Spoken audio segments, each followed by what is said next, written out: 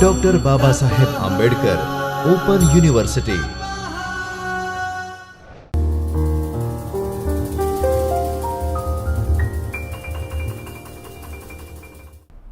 Hello friends, my name is Dr. Alpaba Rajput, welcoming you all in a Chaitanya studio of Dr. Baba Saheb Ambedkar Open University. In a last session in 302 subject, we have discussed the block 2 or block 3 unit 2 functions, in which we have discussed the basically the function, basic structure of a function, and we have defined the various types of function. The purpose of the function is to execute the block of statement when we wanted to complete a specific task. In today's session, we are all continuing with the function, in which we will discuss some other type of function, as well as we will discuss some of the storage classes. Okay. So, let me start with the other type of function. In other type of function, the first type we are having an inline function. Okay. Inline function will allow the compiler to copy the code from function definition directly into code of calling function. Here, when we are having a very small function which contains only a single statement, in that case is when we are passing the control from the main function to the called function, it consumes a lot time. So, in place of that, we are declaring that function as an inline. So, sorry. So, whenever the execution of the function will be done, the execution of the code will be done at the same place where its calling from the calling of the function is done. Means the execution control flow will not be passed to the function definition. Okay. તો અહીંયા calling function ના place ઉપર જ function નું execution થઈ જાય છે. So, it saves the memory as well as the time. So, instead of developing the individual group of instruction memory માં જ્યારે control flow થાય on the function, so it creates the individual group of instruction in a memory. So, we are saving the memory by declaring the function as an inline whenever we are having the small function. Okay. Rather than transferring the control, here what happened, the function code segment will be directly done in the calling function. Okay. So, an altered copy of function is put directly for a function call. Okay. A function is declared inline by using two ways. Either we can use the inline specifier. Before the function, we can write the inline is a specifier to define any function as an inline function, or we are having the second way is a defining the member function in a class or a structured definition. Directly in a main function or in a member function, we are directly writing the definition of a function. So, it will be executed at that place directly. We do not have need to write the separate code for the function. Okay. So, the basically whenever we are using the first way, when we are defining the specifier for defining the inline function, what define we are at the function જે બી હોય, before that function we are writing the specifier inline. This function is having the return type integer which contains the two integer value, and simply it contains only one statement which is simply return the summation of a two arguments. So, whenever we are having this kind of small function, in place of passing the control from here to the there, from calling function to the called function, we are simply declaring, we are defining that function as an inline. So, that અહીંયાથી ત્યાં જે flow જવાનો આપણો જે memory execution and time consume થાય છે, that will not be memory consume થાય છે, that will not be done. Okay. The syntax for the inline function we have seen, the inline specifier, the return type of the function, function name, parameter and the function body. Simple example we have seen for the function. Okay. inline function does not work.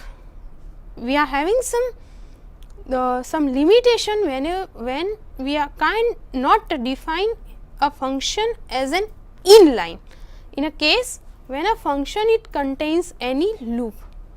If a function contains any loop, in that cases we can't declare that function as an inline. If a function contain a static variable, in that case also we can't use the function as an inline, because static variable is having the global scope, right. That is why if a function is recursive, if the function is calling itself, in that cases also we can't call the function as an inline. If a function return type is other than the void, means the function is having some return type and the return statement does not exist in the function body. If the function not contains the return type, though it is having some return type and it is not returning any value, so in that cases the function cannot be defined as an inline. And the last one, if the function contain any kind of switch or go to statement, that kind of jumping statement, if it is using like go to or it using some kind of switch cases, then that cases we can't define the function as an inline. So simply we are having the very less set of instruction to execute, that function will be declared as an inline. Okay. The second type of other function type is nested function. Nested, earlier in a control statement we have seen nested if, when we are having the if within a if. The same way nested function means when we are having the function within a function, means the any other function is calling some any other function, any body ની અંદર બીજા કોઈ function ને call કરતું હોય, is called the function nested function. So to call a function inside another function call is called the nesting of function. Let me see an example of this. We are having the max function which are having the return type integer, having two argument integer type, which return the simply if x is greater than y, then it will return the x, otherwise y. We have used the ternary operator here to define the condition and giving some output on the base of the condition, right. So here in a main function, from a main function we are calling this function, though it's having the return type, and that's why we can define is an expression. Here in expression you can see a function max we are calling, but as an argument of the function we are again calling the function. So here we are calling the function another function. Here we are using the same function, but it is called the function calling some other function, and that is why it's called the nested of function. Okay. So here multiple times we are calling the max function from the max, right. So here this is the main max function, as an argument of this we are passing the maximum again, and here also the third times the max function is called. So it has a two argument, we are passing the function again, so we are calling the function. So here the function within a function call the other function, that is called the nested of function. Okay. So here it will identify the maximum value, from here we can identify the maximum value 11, from here we can identify the maximum value 10, and from here 4 to 11, 11 is the maximum, 11 and 10 it will compare at the end, and it will identify the maximum value among them. Okay. So this is called the nested of function. Now as I told you, a function call another function within a function, calling function, so it's called what? A nested of function. The same way, if the function call itself is called the concept of recursion. Here the function is not calling other function. In an earlier example we are calling the same function from the function, but when we wanted to call the function itself from the function, then it's called the recursion. Okay. So while using the recursion, programmers need to be careful to define an exit condition through which the person, the program code can identify the exit of the completion of a recursion calling the function. otherwise it will go for the infinite loop. Okay, let me see actual example of this. So basically recursion will be used to identify certain cases when we wanted to find the factorial of a number, or we wanted to identify the Fibonacci number. So in place of calling the function again and again, we can use the concept of recursion, through which આપણું જે execution will be faster. Okay. So see the simplest example of finding the factorial of a given number. Okay. So here in a main function we are having some value I equal to 5. We wanted to identify the factorial of a I, means 5. So here what we are doing, we are calling the function factorial I. Okay. So here the flow will be go here. It will identify if the value of argument is lesser than the 1, means when the 5 to 1 comes, then we have need to, it will return a 1, means the completion. This condition is nothing but defining the termination of a recursion. So the again and again calling of the function will be terminated. Okay. And here as a return statement, it will define I multiplied by, again it's called the function factorial. So again and again the flow will be gone from here to here to here till the specific condition not getting true, and whenever the flow will reach at the value I value will be reached at the 1, it will return the statement control flow to the main program. So we must define some termination condition to terminate the recursion of function calling itself to end. Okay. Now the main concept of parameter passing, the argument that we are passing in a function, that can be passed in a two ways, a call by value and a call by reference. Okay. Let me see what is it. This is the way how we are passing the argument in a function. If we go with a passing of argument by value, so in that cases, while passing the parameter using a call by value, what happened? The Xerox copy of the original parameter is created and it will pass to the called function. Here the Xerox copy of the original argument is passed, not the actual argument value. Okay. So any update made inside the method, જે બી calling method છે એની અંદર any updation on a argument will be done, will not affect the original value of a variable in a calling function. It means from where you are calling the function, a calling function time, whatever the variable value you are passing, a variable copy will be passed in a called function, not the original value. So what if within execution of that function, if you do any changes in that argument, will not reflect the original value of a calling function argument value. Okay. See the example, we are having the interchange function which contains the two variable. Okay.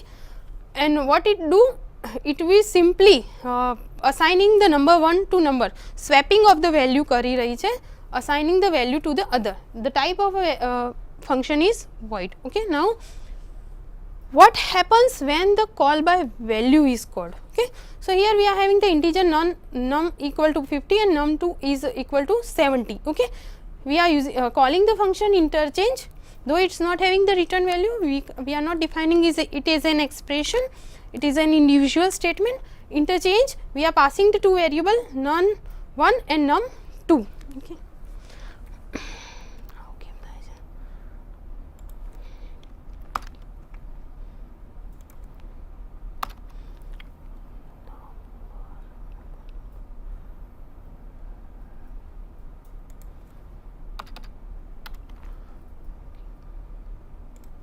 Okay. Now see the simplest example of this. When we are passing the call by value, here we are having the function interchange, in which we are having the two argument number 1 and number 2 of integer type, and it will simply do what? The swapping of the both the number. Okay. So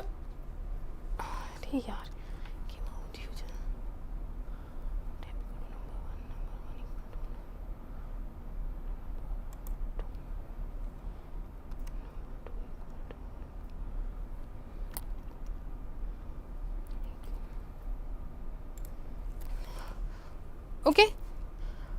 Now let us see this with an example. Here we are having the interchange function which having the no return value. So, it is having the type void. It contains the two variable.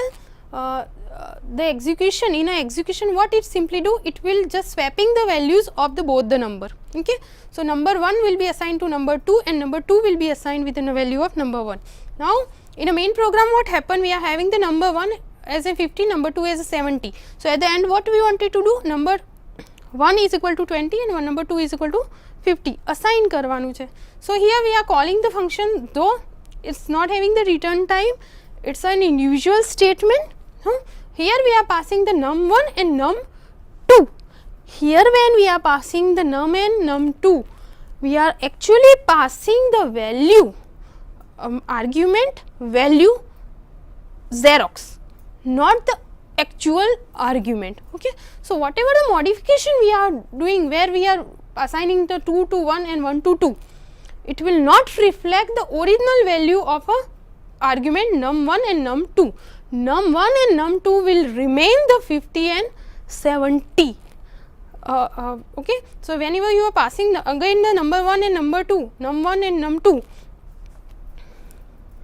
it will print the 50 and a 70. Okay. So, the whatever the changes are there will not reflect the original value of a number. Okay. Now, if we are going for the by calling by reference, means when whatever the argument we are passing at the calling time, we are using the reference of a variable or a pointer.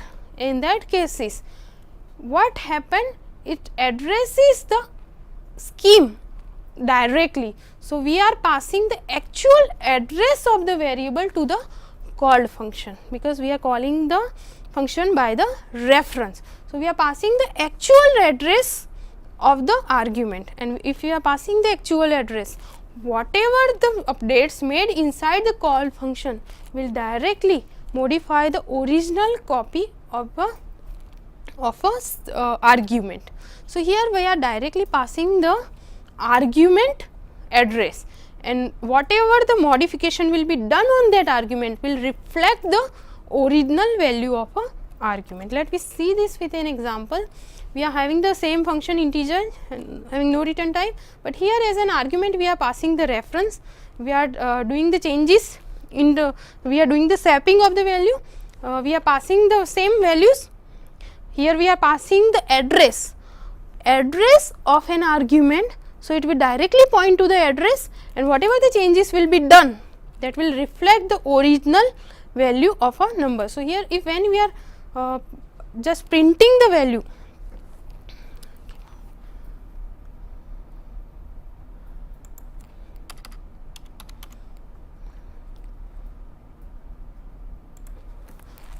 here when we are going to print the value, it will directly print the whatever the changes will be done, that will be printed. So, at the end number will be written as a number 1 will be 70 in place of 50 and number 2 will be 50 in place of 70. So, original argument will be modified.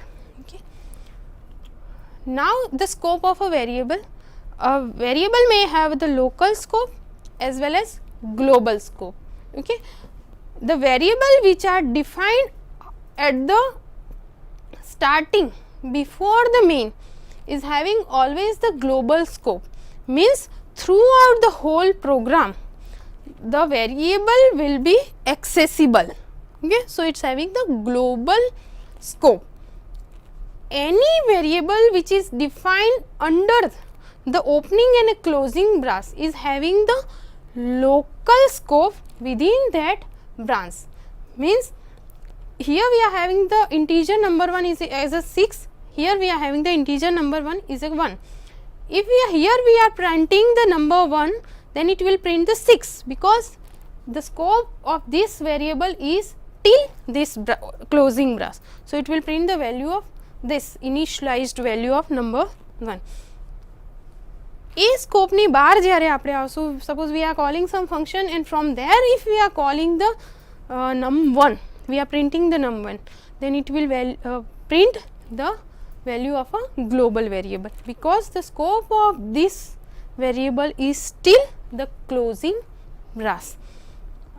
Closing brass ની બહાર એ automatically કોઈ બી global variable will be accessible, but the local variable is having the scope till the initialization to the closing brass. Okay.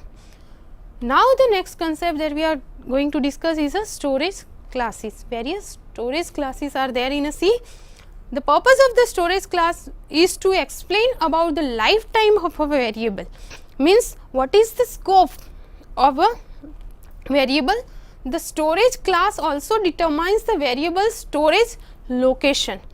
It will define a memory ની અંદર it will be stored or it will be stored in a register. So it defines as the storage location of a variable. It defines the scope of a variable.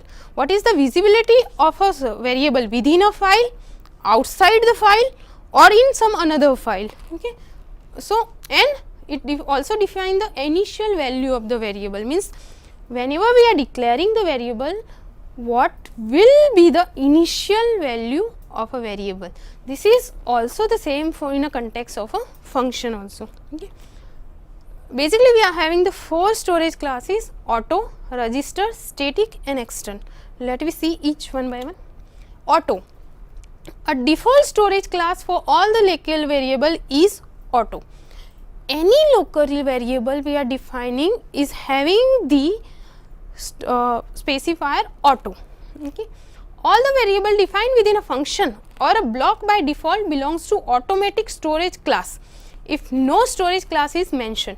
Whether we are defining the auto or not, it will be a automatic storage class. Okay. So variables having the automatic storage class are local to the block which they are defined in and get destroyed on exit from the block. Whenever the closing brass will become, in an earlier example we have seen, the scope of that variable will be finished. Okay.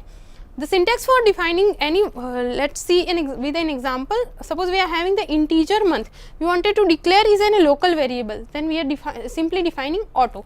Whether we mention auto or not, if we are not mentioning the auto specifier, even though it will be work as a local variable. Okay. So auto is defining all the kind of local variable. See the examples. We are having the integer I. The scope of this variable is local, and local means opening to closing brass sudhino. Okay. So here we are having the another auto integer I equal to 2. Here we are having the integer I equal to 3. So see here, when we are printing the value of I, the value of 3 will be printed at the outside of this brass. The scope of this variable is finished. Okay, terminated, and when we came over here, it will print the value of 2. So out of this brass, the scope of this variable is finished, and we are going, when we print this value, it will print the value of this. Okay. So the auto specified or variable જે બી હોય specify કરેલું હોય, specify auto, it means it having the local scope within a brass. Okay. The second storage class is a register. Okay. The difference is this type of storage class will describe about the local variable which is kept in a register rather than storing it in a memory. On basis of this defines the local variable, but it point towards the variables which are stored in a register in place of a memory. Okay. So the variable has a maximum size which is similar to register size with no unary AND operator applied to it, means we can define the address of it because it is not stored in a memory. The syntax is, we are simply specifying the register specifier in front of any variable, so it will be considered as a register variable. Okay.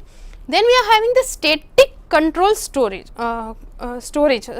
class. Sorry, we are having the static storage class. In a static storage class, it will instruct the compiler to keep a local variable in existence during the lifetime of a program instead of creating and destroying it each time it comes into and goes out of the scope. Okay.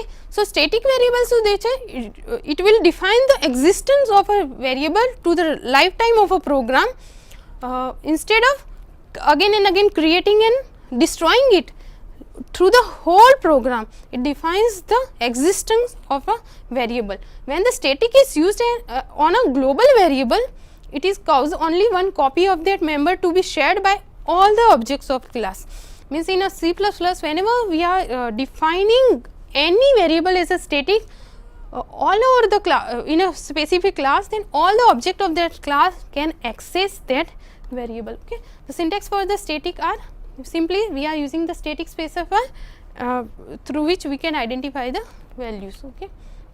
The simplest example we are having some function and we are having the variable with the static which having the global variable, because he have declared over here. Okay. In a main function the count is called, we are calling the static function, though here we haven't declared or we haven't passed the count as an argument, though the function is having the accessibility of a count over here. Okay. So, static variable globally declare થાય તો કોઈ બી throughout the whole programming, the full code હોય no કોઈ બી function can call that static variable. Okay. So, here count can be accessible outside by the outside function. Okay. Main program સિવાયના function એને call કરી શકે છે. Now, the last one storage class is an external storage class. Is used to give a reference of a global variable that is visible to all the program files. Means એક file થી બીજી file ની અંદર બી તમે access કરી શકો છો આ ટાઈપના variable. When you use the extern, the variable cannot be initialized. However, it points the variable name at a storage location that has been previously defined. Whenever you declare any variable as function as an extern, so you you can't initialize it, but it will directly focus. You will just point the variable or a function name that the storage location that have been already defined. Okay.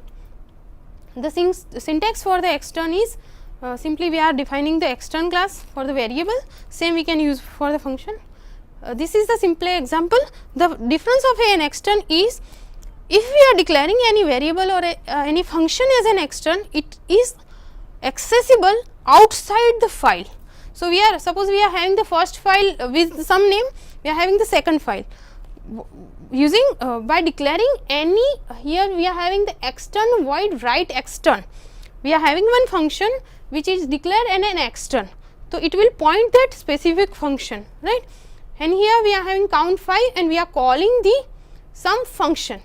This function is actually resides in another file, and by declaring that specific function as an extern, we are having the privileges to call that function into this file. But the importance is both the files should be in a same folder. Okay. So, here from the second file, whenever the execution will be done, the flow will be go to the second file. It will execute this block of code and will print the values. Okay.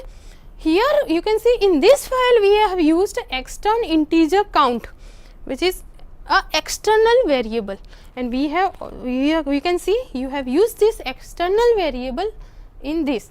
You didn't have need to initialize it. Here you have already defined it as an external, so you can use into the another file. Okay.